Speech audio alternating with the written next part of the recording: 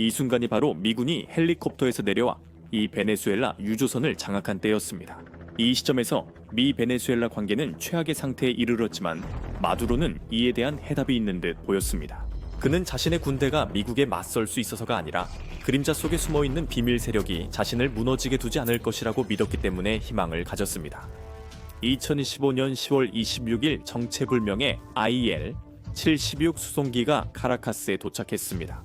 이틀 뒤 비행기는 쿠바와 니카라과로 옮겨갔습니다. 그 후 베네수엘라로 돌아온 뒤 10월 30일 출발지로 돌아가는 여정을 시작했습니다. 이 임무의 목적은 불분명했지만 전문가들이 역사를 조사해 비슷한 패턴을 발견했습니다. 이 항공기 함대는 주로 남방호, 특히 아프리카의 군사 원정 보급을 지원했지만 이번에는 라틴 아메리카가 목적지였고 시기도 완벽했습니다. 비슷한 시기에 마두로는 한 텔레비전 프로그램에서 베네수엘라가 그 나라에서 온 5,000개의 대공 미사일을 보유하고 있다고 주장했습니다. 이것은 단순한 발언이 아니라 미국에 대한 경고였습니다. 미국은 이러한 사실을 무시한 듯 보였고 여전히 베네수엘라의 본때를 보여주기로 했습니다. 오산이었을까요? 아니면 완벽한 묘수였을까요? 양측은 곧 진실을 알게 됐습니다. 전 세계 많은 나라 중 베네수엘라는 두 가지 주요 이유로 주목받습니다. 첫 번째 이유는 꽤 분명합니다. 세계에 꼭 필요한 자원입니다. 베네수엘라는 2023년 기준 약 3,030억 배럴로 세계 최대 확인 석유 매장량을 보유합니다. 그래서 이 사실만 보면 베네수엘라는 세계에서 가장 부유한 나라 중 하나가 되었어야 합니다. 하지만 현실은 완전히 충격적입니다. 이 나라는 극심한 빈곤에 빠졌고 인구의 51% 이상 이 극심한 어려움 속에 살고 있습니다. 그 이유는 무엇일까요? 수년간의 부패, 경제 실책, 제도 붕괴 때문이지만 누가 신경 쓸까요? 어차피 석유는 남아 있었으니까요. 세계가 원했던 것이죠. 그래서 많은 나라들이 베네수엘라를 자기 편으로 두고 싶어 했지만 그중 몇몇은 너무 친절해 보였습니다. 세계는 이 나라들을 크링크 연합이라고 불렀습니다. 중국, 러시아, 이란, 그리고 북한, 크링크. 그리고 이 연합은 니콜라스 마두로를 더욱 완고하고 무자비하게 만들었습니다. 이것은 단순한 부패를 넘어 베네수엘라 국민에 대한 체계적 억압을 가능하게 했습니다. 하지만 이 나라들은 이에 대해 신경 쓰지 않았습니다. 왜냐하면 그들의 두 가지 목표가 모두 달성되고 있었기 때문입니다. 하나는 석유 공급을 확보하는 것이고 다른 하나는 미국을 견제하는 것이었습니다. 꽤 미친 소리처럼 들리지만 사실이 그랬습니다.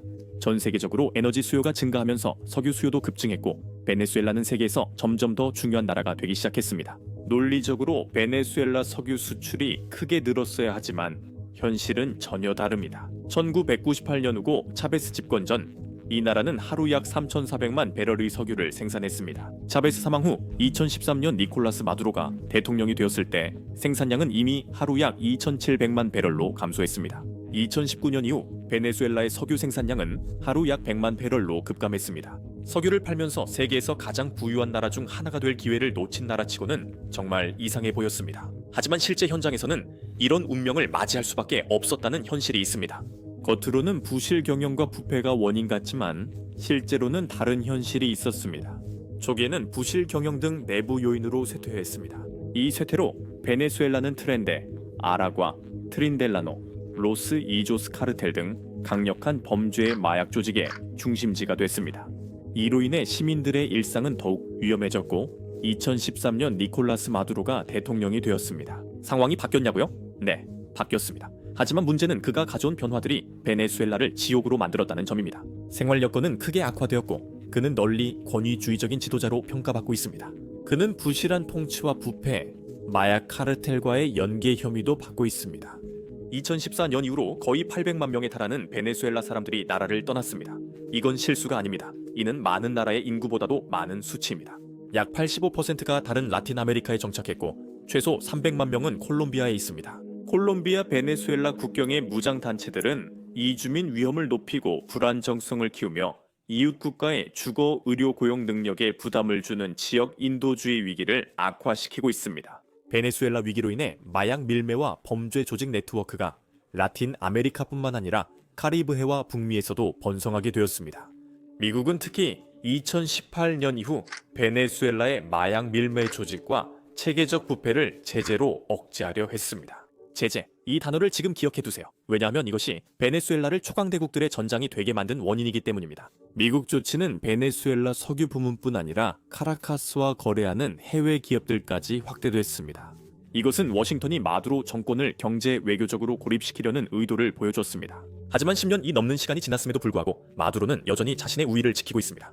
이 모든 것은 크링크 연합대부들이 그의 실패를 원하지 않았기 때문입니다. 세계가 생각하기에 석유가 분명한 이유였지만 더 큰 움직임들이 그것이 잘못된 생각임을 증명할 때까지였습니다.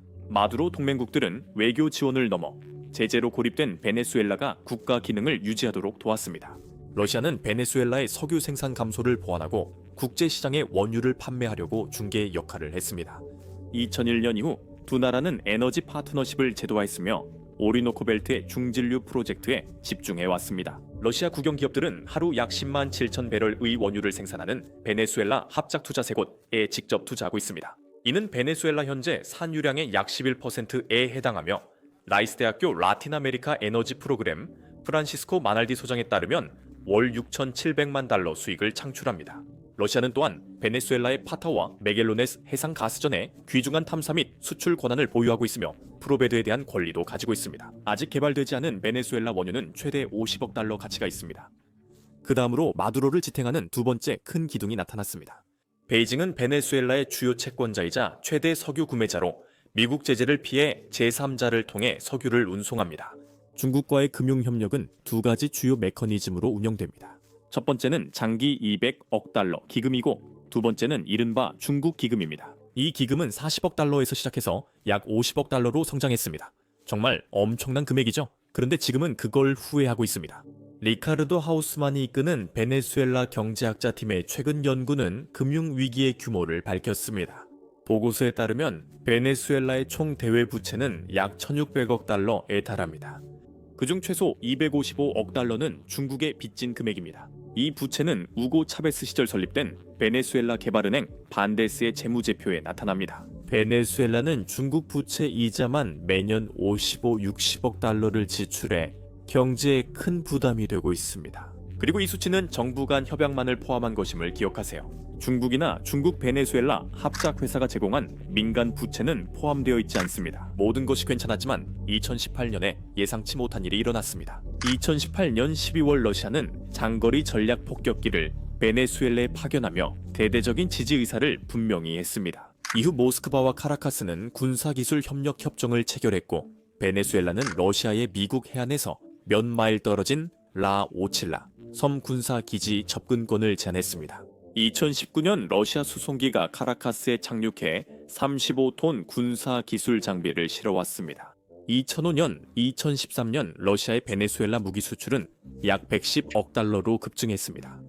수-30MK 전투기 Mi-35, OMI-17, 헬리콥터 전차, 자주포, S-300VM 등 첨단 방공 시스템이 포함됩니다. 이것은 단순한 상징이 아니라 본격적인 군사 협력이었으며 러시아는 소중한 친구를 위해 최선을 다했습니다. 제발요. 현실에 대해 이야기해봅시다. 지정학에서는 영원한 친구도 영원한 적도 없고 오직 영원한 이익만 있을 뿐입니다. 러시아는 두 번째 초강대국인 베네수엘라를 주시했고 모스크바는 이 관계에 이중 전략을 썼습니다. 베네수엘라는 2025년 미국 군사 우위 견제를 위해 러시아에 전진 거점을 제공했습니다.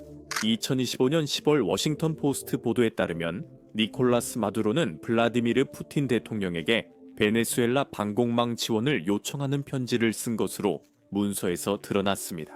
그 편지는 이전에 구입한 수호위 수-30MK 전투기 복원과 엔진 8개, 레이더 시스템 5개 정비를 요청했습니다. 러시아에서 러시아산으로 추정되는 미사일 14세트와 추가 물류 지원이 확보됐습니다. 마두로는 수호위 전투기가 잠재적인 전쟁 위협에 직면한 베네수엘라가 보유한 가장 중요한 억제력임을 강조했습니다. 그는 또한 러시아 국영 방산기업인 로스텍을 통해 3년간의 중기 금융 지원 계획을 요청했으나 구체적인 금액은 명시하지 않았습니다. 이 편지는 베네수엘라 교통부 장관이 모스크바로 보냈으며 두 번째는 러시아 부총리 데니스 멘투로프에게 전달될 예정이었습니다. 크렘린이 이런 요청을 받았는지 응답했는지는 불분명하며 양측 모두 새 지원을 확인하지 않았습니다. 적어도 공식적으로는 그렇지만 비공식적으로는 영상 초반에 등장했던 그 미스터리 비행기가 다른 이야기를 하고 있습니다. 곧 마두로의 편지 보도가 있었습니다. 러시아 최대의 IL-76 수송기가 여러 번 경유하며 우회 경로를 거쳐 10월 말 카라카스에 도착했지만 무엇을 실어왔는지는 공개되지 않았습니다. 비슷한 시기 마두로는 한 텔레비전 프로그램에서 베네수엘라가 러시아산 대공 미사일 5,000기를 보유 중이라고 주장했습니다. 이 미사일들은 ILGA-S로 단거리 저구도 시스템이며 미국 스팅어와 유사합니다. 이 미사일들은 드론, 순항 미사일, 헬리콥터, 저공 비행 항공기를 타격할 수 있습니다. 하지만 이 미사일들의 품질, 유지 보수, 실제 성능에 대해서는 여전히 심각한 의문이 남아 있습니다. 러시아 소식통들은 해당 항공기가 판치르 S1 등 더 발전된 방공 시스템을 전달했을 수 있다고 언급했습니다. 이러한 움직임은 군사 기술 협력 확대 조항이 포함된 베네수엘라와의 새로운 전략적 동반자 협정에 대해 모스크바가 서둘러 비준한 것과 맥락을 같이 합니다. 러시아는 2018년 핵폭격기 배치, 2024년 해군 함정 정박 등 베네수엘라의 상징적 지지를 보였고 2019년 위기 때는 제한적 군사 주둔도 인정했습니다. 최근 우크라이나 군사정보국은 러시아 장군이 베네수엘라에서 순환 임무를 지휘하며 약 120명과 함께 보병, 드론, 포병 등 다양한 분야에서 베네수엘라군을 훈련 중이라고 보고했습니다. 이런 상황에서도 미국이 베네수엘라를 계속 표적으로 삼을까요? 모두 어리석다고 생각했지만 미국은 늘 주시했습니다. 베네수엘라입니다. 미국이 할 일은 베네수엘라가 공격받을 때 동맹국의 개입을 막는 것뿐이었습니다. 이제 두 가지 방법이 있습니다. 첫째는 무력 사용, 둘째는 완벽한 타이밍 노림이었다. 미국은 더 영리한 선택인 타이밍을 택했고 이를 확인하기 위해 미국 전문가들을 볼 필요도 없습니다. 러시아 전문가들만 봐도 충분합니다. 러시아 관리와 분석가들은 한계를 강조하며 한 분석가는 러시아가 베네수엘라를 위해 전쟁하지 않을 것이라고 밝혔습니다. 분석가들은 러시아가 대규모 군사 지원 능력이나 진정한 관심이 없다고 대체로 동의합니다. 오늘날 모스크바 자원은 2019년보다 훨씬 부족해졌는데 우크라이나 전쟁과 서방 제재가 원인입니다. 또한 한 고위 분석가가 언급했듯 거리 때문에 의미 있는 개입이 어렵습니다. 미국이 베네수엘라에서 무력 정권 교체를 추진해도 러시아가 효과적으로 돕기는 어렵습니다. 베네수엘라의 주요 동맹 베이징은 경기 둔화로 어려움을 겪으며 2차 제재다 워싱턴과의 협상에 영향을 줄 조치에 신중히 대응하고 있습니다. 미국 주도의 카라카스에 대한 금융 제재로 인해 특히 중국이 관세 갈등을 완화하려는 시기에는 대규모 중국의 지원이 비용도 많이 들고 복잡해집니다. 시진핑은 트럼프 대통령과 한국에서 만난 후 트럼프에게 2026년 4월 중국 방문을 요청했습니다.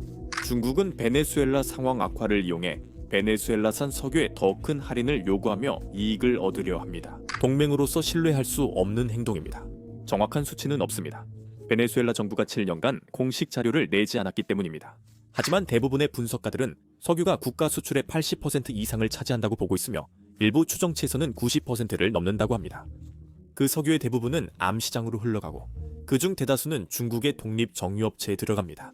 중국 국영 기업들은 제재를 피하려 이런 구매를 꺼립니다. 하지만 베이징은 유조선이 신원을 숨기고 비국영 기업에 선적할 때 종종 눈과 마줍니다. 그래서 이 석유가 베네수엘라에서 온 것처럼 보이지 않습니다. 베네수엘라산 석유의 약 80%가 이런 경로를 통해 중국에 들어옵니다. 약 17%는 미국 재무부가 쉐브론에 허가한 덕분에 미국으로, 약 3%는 주로 보조금 조건으로 쿠바로 갑니다. 베네수엘라는 전통적으로 석유 화물의 일부 선불 결제를 요구해왔습니다. 이제 그 위험을 감수하는 구매자는 드뭅니다. 요즘 큰 폭의 할인에도 200만 배럴 유조선 한 척은 약 1억 달러의 가치가 있습니다. 미국에 압류되면 이를 감수할 사람은 거의 없습니다. 구매자들은 점점 베네수엘라가 더 큰 위험을 감수하길 기대합니다. 마두로에게 중요한 점은 현재 상황에서 베네수엘라산 석유를 판매할 수 있는 유일한 방법은 더 큰 할인을 제공하고 선불 조건을 줄이는 것뿐이라는 것입니다. 수출 물량도 타격을 입을 가능성이 높으며 이는 비용이 많이 들고 되돌리기 어려운 생산 감축을 강요할 수 있습니다. 이로 인해 마두로의 제한된 수입원이 더 압박받아 국가 운영이 어려워집니다. 수출 물량 증가는 국영 석유 회사 PDVSA가 석유 수입 붕괴를 막으려는 절박함을 보여줍니다. 하지만 국제 유가 하락과 미국 제재로 베네수엘라 중진유가 큰 타격을 받았습니다. 베네수엘라의 최대 아시아 구매국인 중국은 이미 대폭 할인된 러시아산과 이란산 원유로 넘쳐나고 있어 카라카스가 원유 수출을 계속하기 위한 협상력을 크게 약화시키고 있습니다. 트레이더들은 PDVSA가 가격을 크게 내릴 수밖에 없었고 브렌트유 대비 할인폭이 1년 전보다 거의 2배로 증가했다고 전했습니다. 한 트레이더는 PDVSA가 협상력이 약하고 미국 군함이 있는 베네수엘라 항구 근처에서 선적 위험으로 선주들이 더 높은 보상을 요구한다고 했습니다. 블라디미르 루빈스키는 월스트리트 저널에 러시아가 마두로를 더 이상 돕지 않을 것이라 밝혔습니다. 로이터에 따르면 제재 이후 베네수엘라 석유 수출은 로스네프트의 스위스 트레이딩 부서를 통해 우회되었습니다. 선박 간 환적으로 베네수엘라산 원유임을 숨기고 최종적으로 중국 항구에 도착했습니다. 2020년 7월 12월 6개월 동안 로이터에 따르면 18척의 유조선이 약 1억 9,700만 배럴의 재브랜딩된 베네수엘라산 원유를 중국에 운송했습니다.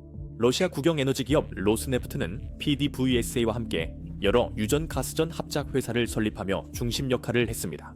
로스네프트는 대부분 프로젝트의 지분을 40%로 제한했습니다. 이러한 조치는 모스크바가 베네수엘라의 석유 주권을 존중하고 지배가 아닌 파트너십임을 강조한 것이지만 최근 몇 주 동안 러시아의 영향력이 심화되는 가운데 중국 바이어들은 베네수엘라의 대표 원유인 마라이스 원유에 거의 관심을 보이지 않았습니다. 브렌트유보다 배럴당 14달러 할인된 가격에도 불구하고 말이죠. 한편 2026년 초에 인도될 또 다른 화물은 브렌트유보다 15달러 낮은 가격에 판매된 것으로 전해졌습니다. 비교하자면 지난해 말에는 할인폭이 배럴당 5달러에서 8달러 사이였습니다.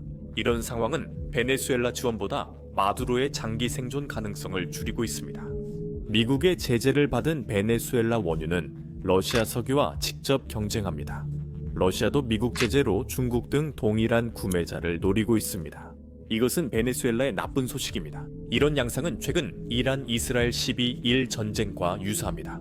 모스크바와 베이징은 외교적으로 이란을 지지했으나 미국의 이란 핵시설 공격 후에도 직접 개입하지 않았습니다. 중국과 러시아는 트럼프와의 주요 외교 무역 협상을 우선시해 정치적 자본을 소모할 유인이 거의 없습니다. 동맹국들에게 버림받고 미국의 강력한 압박을 받고 있던 베네수엘라가 대립 국면에서 마침내 한 줄기 희망을 보았습니다. 그림자 선단. 이 선박들은 가짜 국기와 이름을 사용해 신원을 숨깁니다. 종종 퇴역이 임박한 유조선들은 다시 도색되고 재등록되며 조작된 트랜스폰더가 장착되어 위치가 조작된 것처럼 보입니다. 이 선박들은 베네수엘라에서 석유를 싣고 출항한 후 해상에서 다른 선박에 화물을 옮기기도 하며 이는 심각한 환경 위험을 초래합니다. 이 석유는 보통 말레이시아에 도착한 후 말레이시아산으로 재포장되어 중국으로 다시 운송됩니다. 이 그림자 네트워크는 베네수엘라 암시장 경제와 마두로 생존의 핵심 역할을 했습니다. 최근 몇 달간 미군이 이 시스템을 직접 방해했습니다. 2025년 11월 제재를 받은 그림자 선단에 속한 러시아 유조선 시오스호가 미국 군함이 항로를 차단하자 베네수엘라로 가던 도중 되돌아갔습니다. 블룸버그에 따르면 이 유조선은 2025년 11월 13일 베네수엘라로 연료를 운반하다 미 해군 구축함 스톡데일함에 가로막혔습니다. 이후 러시아 선박은 쿠바로, 미국 군함은 베네수엘라 영해 근처를 지나 푸에르토리코로 향했습니다. 이후 시오스호는 2번 베네수엘라 접근을 시도했으나 모두 카리브해에서 돌아갔습니다. 이러한 미국의 새로운 조치 이후 중국 석유 천연가스공사 차이나 내셔널 페트롤룸 코퍼레이션은 PDVSA의 주요 구매자 중 하나입니다. 이전 제재로 인해 베네수엘라산 원유 선적이 갑자기 취소된 이후에도 그렇습니다. 트럼프 행정부는 베네수엘라뿐 아니라 PDVSA와 거래하는 해외 기업도 표적으로 삼기 시작했습니다. 미국 내에 보유한 자산을 압류하겠다고 위협하고 있습니다. 2025년 12월 작전에서 미군은 헬리콥터에서 유조선으로 하강했는데 이는 카리브해에서 수개월간 이어진 미군 증강 이후에 이루어진 것이었습니다. 베네수엘라 정부는 이를 즉각 노골적 강도이자 국제 해적으로 규탄했습니다. 그러나 트럼프 행정부의 목표는 단순한 압수에 그치지 않습니다. 라이스 대학교 에너지 전문가 프란시스코 제이 미날디에 따르면 약 20년 된 슈퍼탱커 스키퍼호는 200만 배럴의 석유를 실을 수 있고 목적지로 향하고 있었던 것으로 보입니다. 워싱턴 주장과 달리 궁극적 목표는 쿠바가 아닌 중국이었습니다. 그 크기 선박은 카리브해 짧은 항로에 거의 쓰이지 않기 때문입니다. 이 선박은 2022년 금지된 이란산 석유 운반 혐의로 미국 제재를 받았고 과거 러시아 석유 밀수 네트워크와도 연관됐습니다. 베네수엘라 당국자들은 이번 압류가 전례 없는 일이라고 주장했으며 여러 면에서 그들의 주장은 맞습니다. 이전에도 이란 유조선이 압류된 적은 있었지만 베네수엘라에서 출항한 베네수엘라 선원들이 단 선박이 압류된 것은 이번이 처음이었습니다. 백악관은 화물뿐만 아니라 선박 자체도 압류할 의사가 있음을 시사했습니다. 소유 회사는 큰 재정 손실을 입지만 프리 온보드 계약상 손실은 구매자에게 귀속됩니다. 그러나 전체적인 영향은 분명합니다. 이 조치는 미국의 압박이 크게 높아지고 있음을 보여줍니다. 로이터에 따르면 베네수엘라 인근에 약 30척의 유조선이 있으며 이들은 베네수엘라산 석유를 운송하는 그림자 선단 일부입니다. 러시아와 이란도 제재 중입니다. 이러한 카리브해에서의 모든 움직임은 2025년 8 월 백악관이 극적이고 전례 없는 조치를 취하면서 시작됐습니다. 베네수엘라 대통령 니콜라스 마두로의 체포로 이어지는 정부에 대한 현상금을 5천만 달러로 2배로 올리며 그를 세계 최대의 마약 밀매업자 중 한 명이라고 비난했습니다. 도널드 트럼프 미국 대통령은 마두로를 오랫동안 비판해왔으며 베네수엘라 선거 후 1월 대통령 복귀 뒤 이 조치를 내렸습니다. 선거 조작으로 비난받고 국제사회 여러 나라에 거부당했습니다. 법무장관 펜 본디는 미국이 이전에 발표한 2,500만 달러의 현상금을 인상한다고 밝혔으며 마두로가 대규모 마약 밀수 작전에 직접 관여했다고 주장했습니다. 동시에 미국 당국자들은 핵 추진 잠수함과 정찰기를 포함한 공군 및 해군 병력을 해당 지역에 배치했다고 확인하며 압박 수위가 크게 높아졌음을 시사했습니다. 군사력 증강과 함께 이후 항공모함, 유도 미사일 구축함, 수천 명의 병력을 상륙시킬 수 있는 상륙 강습함까지 포함하도록 확대되었습니다. 미군은 초점이 석유뿐만 아니라 불법 해상 경로를 운영하는 마약 카르텔에도 맞춰져 있다고 주장합니다. 위성 이미지와 선박 추적 데이터 분석 결과 최근 몇 주간 이 지역에서 최소 9척의 미군 함정이 작전 중임이 확인됐습니다. 가장 큰 함정은 세계 최대 항공모함인 유나이티드 스테이츠 십 제너럴 R 포드호로 12월 4일 미국령 버진 아일랜드 인근 항구에서 포착되었습니다. 이 함정은 이전에는 푸에르토리코 남쪽 125마일 지점에서 작전하다가 현재는 베네수엘라에서 약 600마일 떨어진 곳에 위치해 있습니다. 11월 중순에는 언론 보도에서 특수 작전함인 모토 베슬 오션 트레이더호와 유나이티드 스테이츠 십 안토니오급 상륙함을 포함해 8척의 추가 미 해군 함정이 확인되기도 했습니다. 베네수엘라에 가장 가까웠던 함정은 타이콘데로가급 유도 미사일 순양함으로 해안에서 15마일 떨어진 곳에서 관측됐습니다. 위성 사진은 최근 이 주간 미 해군이 계속 활동했음을 보여줍니다. 이번 증강은 카리브해와 동태평양에서 마약 밀수선으로 추정되는 선박들을 대상으로 한 미국의 일련의 공습 이후에 이루어진 것입니다. 트럼프 행정부는 이러한 조치가 밀매 조직을 방해하는 데 필요하다고 말합니다. 9월 초 이후 미군은 공해상에서 22차례 이상 공습을 했고 최근 공습으로 4명이 사망했다고 당국자들은 밝혔습니다. 2025년 12월 4일 베네수엘라에 대한 군사행동 가능성에 대한 추측이 더욱 커지고 있습니다. 주요 이유는 미국이 더 심각하고 조직적인 조치를 취하기 시작했으며 점차 베네수엘라와 러시아, 중국, 이란과의 연계를 약화시키고 있기 때문입니다. IHS에 따르면 베네수엘라는 미국과 맞서 싸울 만한 군사력과 첨단 기술이 모두 부족하기 때문에 베네수엘라 혼자서는 미국과 싸울 수 없다는 것이 분명합니다. 베네수엘라 볼리바르 국군은 약 12만 3천 명의 현역과 8천 명의 예비군으로 구성되며 육군 6만 3천 명, 해군 2만 5,500명, 공군 11,500명, 국가방위군 2만 3천 명입니다. 또한 정부는 우고 차베스 아래에서 창설된 민간 예비군인 볼리바르 민병대를 동원할 수 있습니다. 베네수엘라 군사 장비는 주로 러시아, 이란, 중국에서 공급됩니다. 이것은 그들이 모두 베네수엘라를 적극적으로 지원하던 시절의 이야기였지만 아시다시피 지금은 상황이 달라졌습니다. 베네수엘라 주요 동맹국들이 마두로를 거의 지원하지 않던 때였습니다.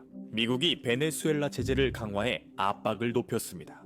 미국 연방항공청이 악화되는 치안 상황과 군사활동 증가로 인해 잠재적으로 위험한 상황이 발생할 수 있다고 항공사들에게 경고한 후 워싱턴은 사실상 베네수엘라 영공을 폐쇄하는 조치를 취했습니다. 이로 인해 남미 여행에서 중요한 6개의 주요 항공사가 베네수엘라행 운항을 중단했습니다. 카라카스는 이에 격렬하게 반응하며 해당 항공사의 운항 권리를 취소했고 이들이 미국이 주도하는 국가 테러 행위에 동참했다고 비난했습니다.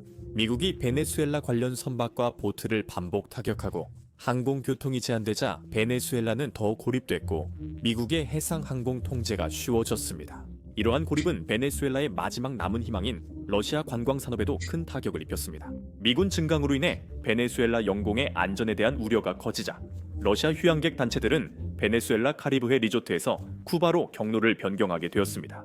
베네수엘라에 있던 일부 관광객들은 휴가 후 특별 항공편으로 대피 통보를 받았습니다. 마두로에게 가장 큰 타격은 미국이 그와 연관된 카르텔 데 로스 솔로스를 테러 조직으로 공식 지정했을 때였습니다. 태양의 카르텔은 1990년대부터 마약 밀매로 불을 쌓은 베네수엘라 고위 군 장교들을 일컫는 말입니다. 경제적 압박을 더욱 강화하기 위해 미국 재무부는 마두로 가족 구성원들과 베네수엘라의 석유 수출을 지원하는 해상 네트워크를 겨냥한 새로운 제재를 부과했습니다. 워싱턴은 니콜라스 마두로의 처조카 3명과 이들과 연관된 6척의 베네수엘라 국적 유조선 그리고 해운 회사들에 대한 제재를 발표하며 정권에 대한 압박을 더욱 강화했습니다. 이러한 조치들은 제재 대상자들이 미국 내에 보유한 은행 계좌, 부동산, 또는 미국 금융 시스템을 통과하는 자금 등 모든 재산이나 금융 자산에 접근하는 것을 금지합니다. 제재 대상 개인이나 단체와 거래하는 미국 기업이나 시민은 처벌과 법적 조치의 위험에 처하게 됩니다. 이 제재는 차단된 개인이 50% 이상 직접 또는 간접 소유한 모든 회사에도 적용되며 회사가 명시되지 않아도 동일하게 적용됩니다.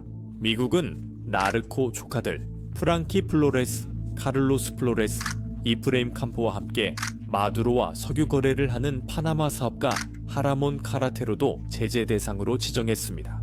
쉐브론은 베네수엘라에서 활동 중인 유일한 미국 석유 생산업체로 2022년 특별 허가로 운영 중이며 이후 트럼프 행정부에 의해 연장됐습니다. PDVSA와 협력하고 있습니다. 쉐브론은 베네수엘라 공식 석유 생산량의 약 5분의 1을 차지하며 10월에는 하루 약 12만 8천 배럴에서 그 다음 달에는 약 15만 배럴로 출하량을 늘렸습니다. 쉐브론은 PDVSA에 미지급금 수십억 달러를 회수하며 자산 압류를 피하려 하고 있습니다. 한편 항공모함을 카리브해에 배치하고 마약 카르텔을 대상으로 치명적인 공격을 연이어 수행한 후 트럼프는 곧 베네수엘라의 육로 마약 밀매도 표적이 될 수 있다고 경고했습니다. 백악관은 이 조치들이 미국 불법 마약 유입 차단에 필요하다고 주장하지만 많은 정치 관측통들은 더 넓은 목적이 니콜라스 마두로를 건져해서 몰아내기 위한 것이라고 보고 있습니다. 그리고 이로 인해 분석가들 사이에서는 마두로가 결국 권력을 포기하도록 강요받을 것인지 아니면 러시아와 중국의 실질적인 군사적 지원이 없음에도 불구하고 미국과 맞서려고 시도할 것인지에 대한 큰 논쟁이 벌어지고 있습니다.